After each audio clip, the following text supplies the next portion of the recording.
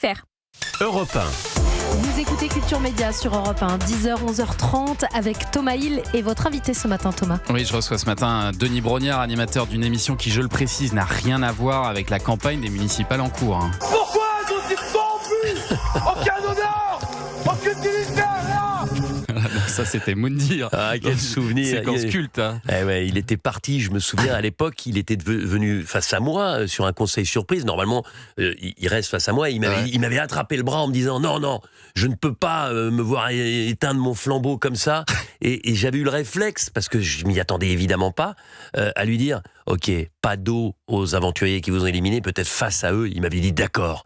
Et ensuite, pourquoi moi? Injustice. Mais pourquoi il faisait ça? Moi, je me suis demandé s'il y avait une part de jeu, un côté théâtral chez lui. Alors, il a globalement un côté théâtral, mais je pense sincèrement qu'à ce moment-là, il était profondément vexé, déstabilisé, déçu, en colère. Vraiment. Et c'était pas du jeu, quoi. Franchement, quand on sort de Koh-Lanta, quand on est éliminé, en plus c'était assez rapidement dans cette saison All-Star. Ouais. Et c'est quelqu'un qui aime bien un petit peu mettre en scène tout ça, mais là, sur ce côté-là, je pense qu'il était totalement désarçonné par ce qu'il venait de vivre. Alors c'est déjà, je disais, votre 33e édition de Koh-Lanta. Alors c'est le titre en français, Koh-Lanta, enfin titre thaï d'ailleurs, parce que c'est du thaï, Koh-Lanta. C'est une île de Thaïlande. C'est ça, du format international Survivor. Est-ce qu'on est le pays où ce format a le plus de succès dans le monde, Denis ? Je pense qu'on est le deuxième pays, en tout cas on est le deuxième pays le plus vieux après les États-Unis, puisque les États-Unis ils sont arrivés avant nous et ils font 2 saisons par an, quoi qu'il advienne. Et ça continue là-bas. Ça continue, avec toujours le même animateur, Jeff Probst. Maintenant, en termes de part de marché, en termes de puissance, incontestablement, la France est le pays numéro 1 devant les États-Unis, devant les pays scandinaves et notamment la Suède. Aux États-Unis, c'est Survivor. Dans les pays scandinaves, c'est Robinson. Mais c'est en tout cas le même concept créé par Charlie Parsons en Angleterre il y a déjà plus de 30 ans. Mais alors, ça demande de se renouveler chaque année. Est-ce que justement, vous allez puiser dans les versions étrangères de l'inspiration, ou est-ce que c'est la France qui crée de nouvelles épreuves, de nouveaux concepts? Alors, il y a une espèce de cross entre tout le monde, c'est-à-dire qu'on picore à droite à gauche, c'est-à-dire les Américains prennent chez nous, on prend un peu chez eux. Mais ce qui est important aussi à souligner, et moi je suis très fier de ça, même si j'y suis pour absolument rien, mais c'est que ça a été créé en Angleterre par une boîte qui s'appelle Castaway, avec Charlie Parsons qui est vraiment celui qui a créé le concept. Mais aujourd'hui, Koh-Lanta Monde appartient à Banijay, c'est-à-dire que ça appartient à la France. Oui, c'est ça. Stéphane Courby a racheté le concept de Koh-Lanta.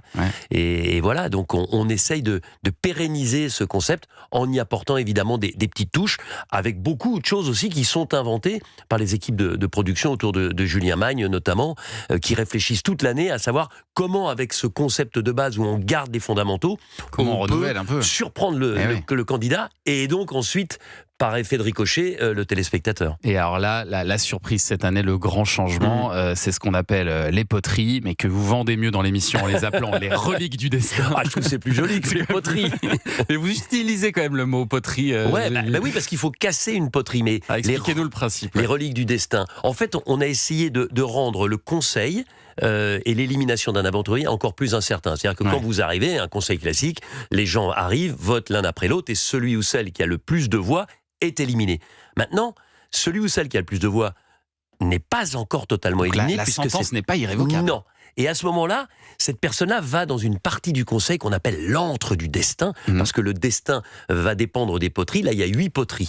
Au départ, en tout cas sur la première émission, il faut choisir une poterie, la casser et voir si à l'intérieur il y a quelque chose. Là, il y a plusieurs possibilités. Soit il n'y a rien, et dans ces cas-là, comme un conseil classique, vous partez. Il y en a 3 qui sont vides.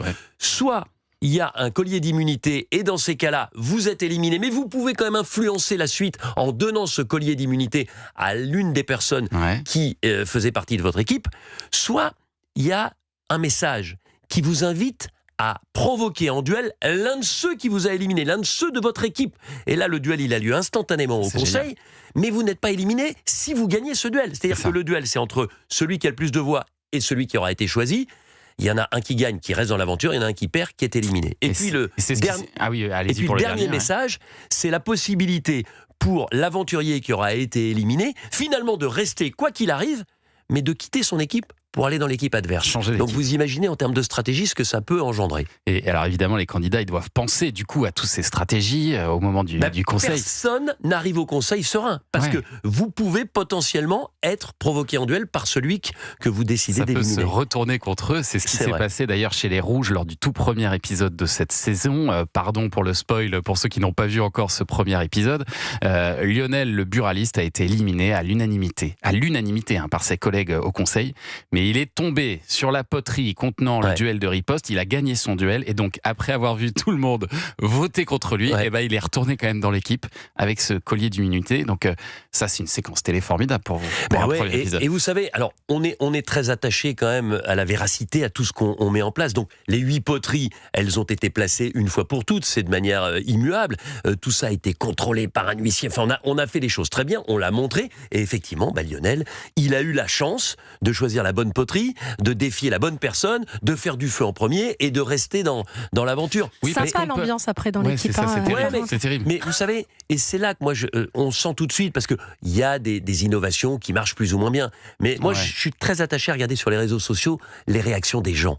Et franchement, les reliques du destin, que ce soit sur la première ou sur la deuxième émission, c'est quelque chose qui a bien fonctionné. Oui. Mais alors après, certains se sont dit aussi, et moi aussi je me suis fait la réflexion en regardant ça, qu'est-ce qui empêche la production finalement de mettre la même chose dans toutes les poteries écoutez, vous savez, notre honnêteté, c'est quand même déjà vachement important. Oui, parce que autrement, évidemment, et puis on change les poteries, et puis on peut même imaginer n'importe quoi. Moi, ce que je peux vous dire, c'est qu'il y a 8 poteries, on les a placées, et j'étais là au moment où ça s'est passé, puisqu'on a enregistré, etc., le moment. Et on laisse ça de manière immuable. Et on ne contrôle pas. C'est du vivant. C'est pareil. Quand les rouges affrontent les jaunes, quelle que soit l'épreuve, quand je commence l'épreuve, je ne sais pas qui va gagner. Et regardez, si autrement, on ferait gagner une fois les rouges, une fois les jaunes. Combien de fois nous avons 3, 4 victoires d'une seule et même équipe? Non, vous savez, je crois que si on est là depuis pratiquement 25 ans, et si ça fonctionne comme ça, c'est que je crois qu'on a réussi à prouver, notre honnêteté et notre probité par rapport à tout ce qu'on organise. Et puis, le but du jeu, c'est justement que nous aussi, on découvre et on se dit, tiens, qu'est-ce qui va se passer? Alors, c'est vrai que de temps en temps, on se dit, à ce moment-là, ce serait... Et puis, mais là, c'est vrai que c'était fabuleux pour le premier épisode, faut le dire. Voilà, c'était parfait. Alors, parlons justement un peu des audiences maintenant, parce que j'ai regardé tous les chiffres, parce que j'ai vu quelques gros titres dire, c'est le pire lancement historique pour Koh-Lanta. Ce qui est vrai si on regarde que le score au moment de la diffusion, mais si on ajoute le replay, en fait, Koh-Lanta fait à peu près les mêmes scores que l'an dernier, c'est-à-dire autour de 4,6 millions au total. Quelle est l'émission qui fait 4 500 000 téléspectateurs et 39% de part de marché sur la cible des femmes de moins de 50 ans? Quelle émission à la télévision? On a 25 ans, c'est la plus vieille. Il faut... Moi, je pense que évidemment, on peut toujours mettre des titres pour faire du clic. Maintenant, ce qui est important, c'est de regarder le linéaire, évidemment, c'est-à-dire combien de personnes regardent le mardi soir, en direct, entre guillemets, à la télévision, et combien regardent en replay.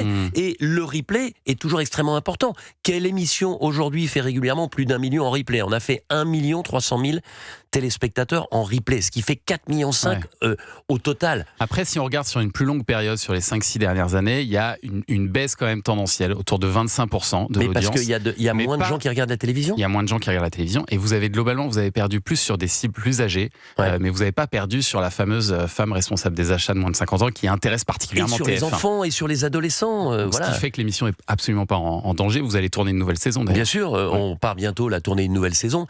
Mais quel producteur, quelle chaîne ne rêverait pas d'avoir une émission faisant ces chiffres-là? Maintenant, effectivement, si on se réfère à ce qui se passait pendant le Covid, mais c'était une autre période de la télévision, et aucune émission à la télévision, quelle que soit la chaîne, ne peut dire aujourd'hui on progresse en audience. Il y a de moins en moins de gens qui regardent la télévision. Mais ce qui est bien, c'est qu'avec des émissions événements comme Koh-Lanta, on se rend compte que la télévision est encore puissante et qu'on peut réunir la famille devant un même programme. Koh-Lanta, les reliques du destin, c'est donc à suivre ce soir, 21h10 sur TF1.